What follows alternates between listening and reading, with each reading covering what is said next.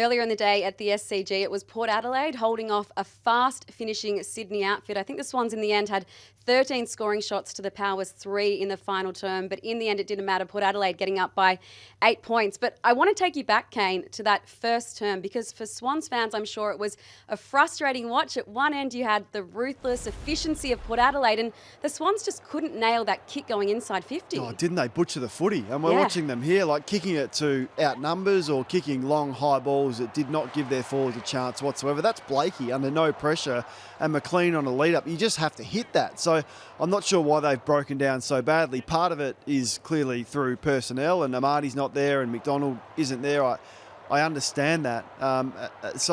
Personnel's an issue, but some of these decisions going inside forward 50 were deplorable. That was Radaglia. I think he took 5 intercept marks. Ali's a star, and Port Adelaide just weren't under threat at all until the last quarter when Sydney played with a bit more freedom.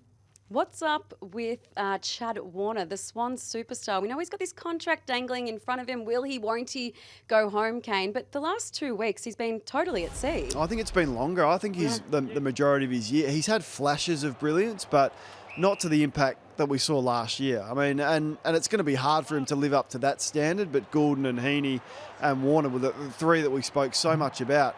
He's lost the zip and his ability to really put his head down and use his speed, and then his ball use has been poor as well. So not finding enough of the ball like he did last year, and then his ball use and his ability to run and carry. Don't know if his body is okay or not, and whether he's prepared to really drop the hammer and run at full speed. And who knows, that contract decision, how much that is weighing on him. But he looks a shadow of the player that he was last year.